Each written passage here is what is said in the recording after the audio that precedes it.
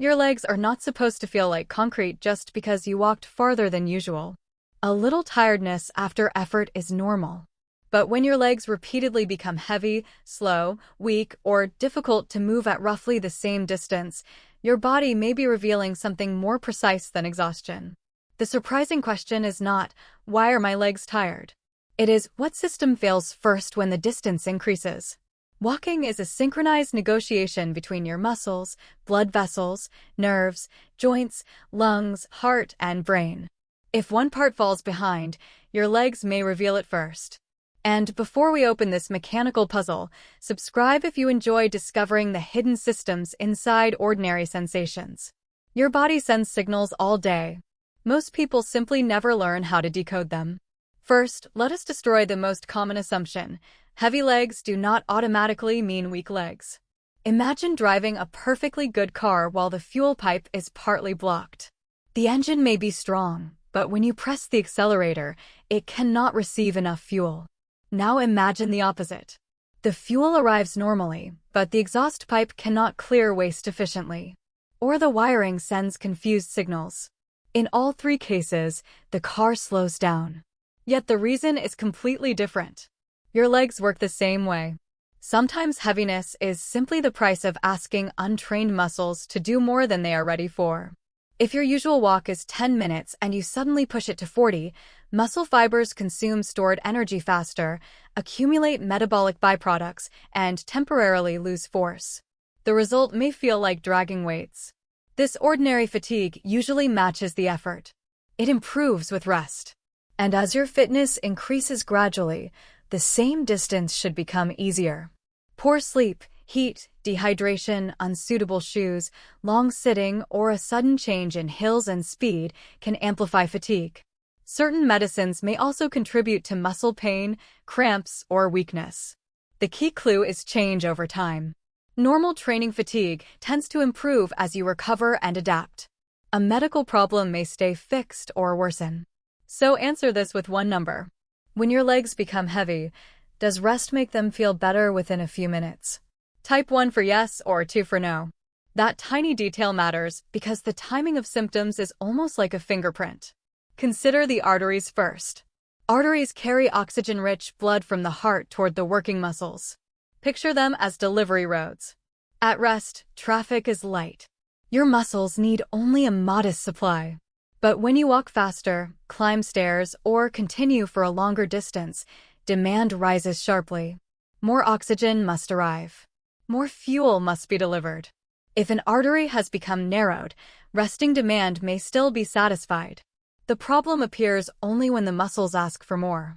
It is like a city with a 4-lane highway squeezed into one lane. Midnight traffic flows. Rush hour collapses.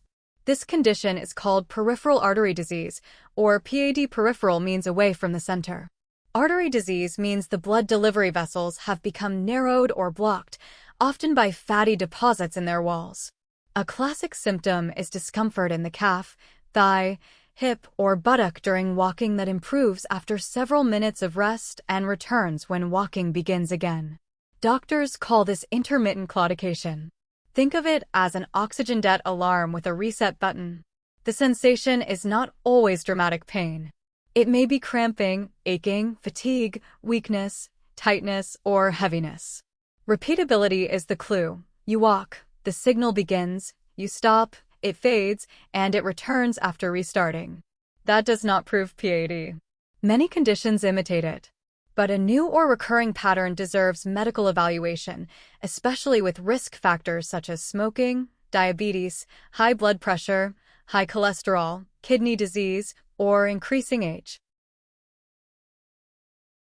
The feet may offer extra clues. One foot may feel colder. Skin color may look different. Toenails may grow slowly. A wound may heal poorly. In severe cases, pain can appear even at rest. Those are not signs to push through with determination. They are reasons to seek prompt professional care. Now reverse the direction of blood. Veins carry blood back toward the heart. But blood in the legs has a problem. Gravity is pulling it downward. To fight gravity, veins contain one-way valves, and your calf muscles act like a second heart. Every step squeezes the deep veins. Blood is pushed upward. The valve's close behind it so it cannot easily fall back down. Imagine climbing a tall building through a staircase with trapdoors. Each trapdoor opens upward, then locks. That is your venous system.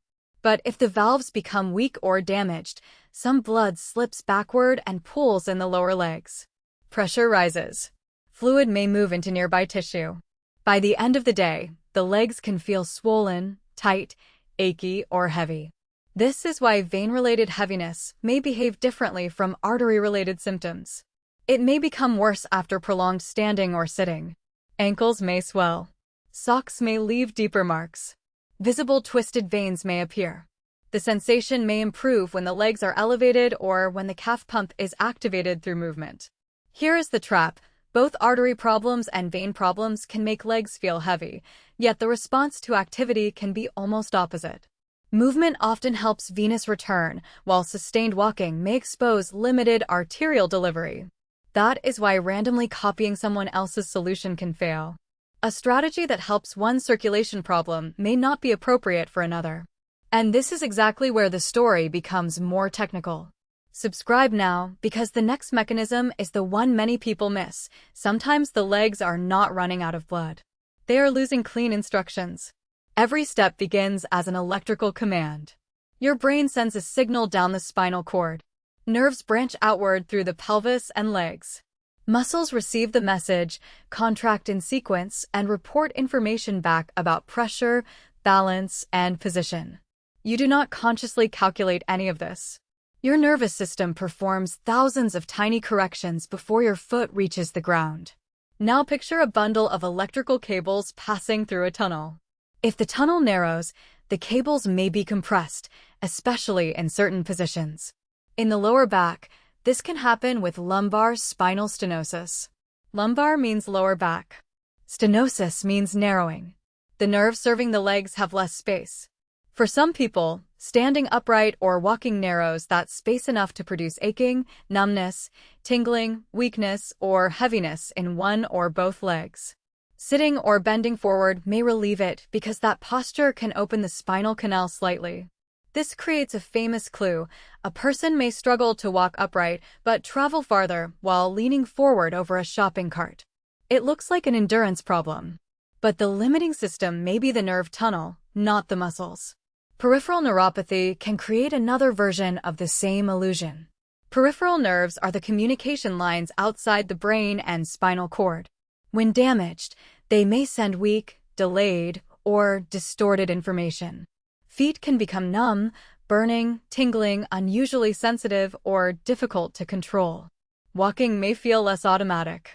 The person spends more energy stabilizing every step, and the legs can feel heavy even when muscle strength seems normal. Diabetes is one common cause, but nerve problems have many possible causes, so guessing is not enough. A clinician may need to examine strength, reflexes, sensation, pulses, skin, gait, and the lower back to identify which system is responsible. Joints and movement mechanics can also create hidden overload. Suppose one hip is stiff, one knee is painful, or one ankle cannot flex normally. The body rarely stops walking. It cheats. One leg takes a shorter step. The opposite side pushes harder. The pelvis tilts. Muscles that were designed as assistants become full-time workers. The result may not feel like sharp joint pain. It may feel like both legs are tired far too early. Footwear also changes the equation. Tight, unstable, or worn shoes can force the lower leg muscles to make thousands of small, exhausting corrections. Then there is the body-wide oxygen system. Red blood cells are delivery vehicles carrying oxygen. If someone has anemia, there are too few healthy red blood cells, or they cannot carry enough oxygen effectively. The road to the legs may be open, yet the delivery trucks are nearly empty. Walking then exposes the shortage. Heavy legs may arrive with general fatigue, weakness, shortness of breath, dizziness, headaches, paleness, or a racing or irregular heartbeat.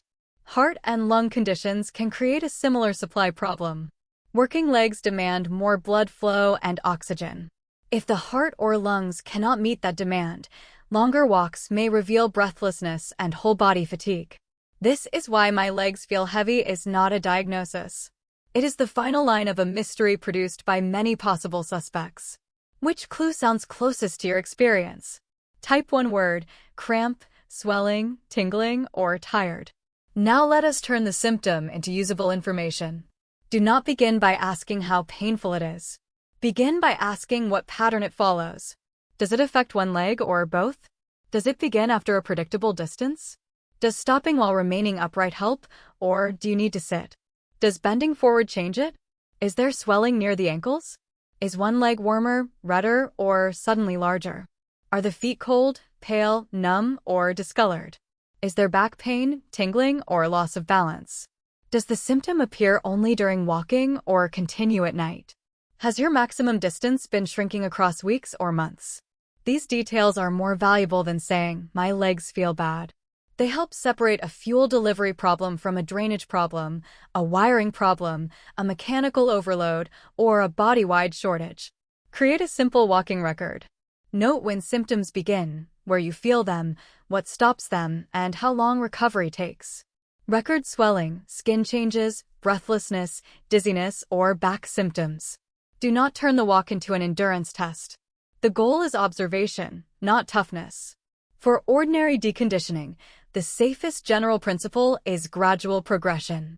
Increase distance or time in small steps rather than making sudden leaps. Use comfortable, supportive footwear. Allow recovery.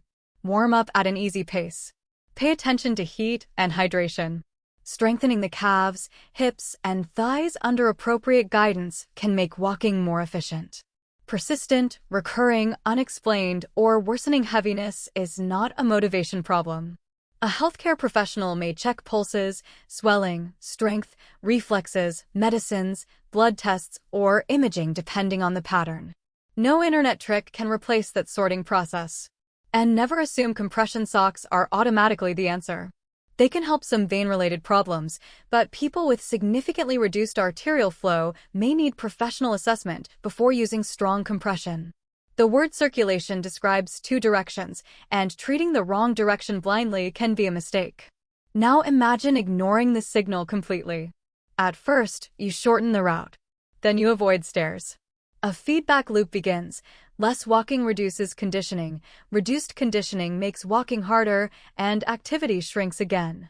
If the original cause is simple deconditioning, that loop can manufacture a bigger problem from a small one. But if the cause is artery disease, repeated symptoms may be an early warning that blood vessels elsewhere are also affected. The legs become the dashboard light for a system-wide vascular risk. If the cause is nerve compression, progressive weakness or balance problems may increase the chance of falling. If the cause is venous disease, persistent pressure and swelling may eventually damage the skin. The sensation itself may be mild while the mechanism deserves attention. Then there are warning signs that change the urgency. Sudden swelling in one leg, especially with unexplained pain or tenderness, warmth, redness, or discoloration, can be a sign of a deep vein blood clot. That needs urgent medical assessment.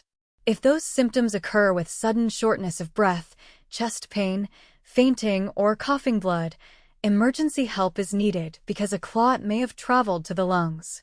A foot or leg that suddenly becomes cold, pale, numb, severely painful, or difficult to move can signal an abrupt loss of arterial blood flow and also requires emergency care. New severe leg weakness with loss of bladder or bowel control, numbness around the groin or seat area, or rapidly worsening neurological symptoms requires urgent evaluation as well. These events are not the most common explanation for everyday heaviness. But knowing them matters because the cost of missing them is much greater than the cost of taking them seriously. So here is the final audience test. Have your walking symptoms become more frequent during the last month? Type yes or no. Now for the twist. Heavy legs may feel like a failure of strength, but strength is only one small piece of walking. Walking is actually a live stress test performed by your entire body. Each additional minute raises the demand. Healthy systems adapt quietly. A limited system reveals itself. That means distance is information. The exact moment your legs change can expose a bottleneck that remains invisible while you are sitting. The body is not necessarily betraying you. It may be protecting you by reducing performance before more serious damage occurs. Heaviness is sometimes the brain's way of saying, the current demand is exceeding the safe supply. And this changes the question completely. Instead of asking, how do I force my legs to keep going? Ask, why does my safe capacity end here? That question leads away from shame and toward investigation. It recognizes that two people with the same sensation may need completely different responses. One may need gradual conditioning. Another may need a vascular examination. Another may need a medication review, a blood test, treatment for a joint problem, or assessment of the nerves in the lower back. Near the end of this video, subscribe not because every heavy step means danger, but because understanding the pattern turns fear into useful action. The goal is not to panic at every sensation. The goal is to stop dismissing repeated signals as laziness. Your legs lift your body, absorb impact, maintain balance, pump blood upward, and adapt to changing ground while receiving oxygen and electrical instructions. When they feel like concrete, they are not giving you a complete answer. They are showing where the mystery becomes visible. Notice the pattern. Respect sudden warning signs. Seek medical advice for symptoms that persist, recur, worsen, or limit your normal activities. And remember, the distance at which your legs become heavy may not measure how weak you are. It may reveal which hidden system needs attention. But what if the first warning is not in your legs at all? What if it is hiding in the way your feet change temperature? That is the mystery waiting in the next video.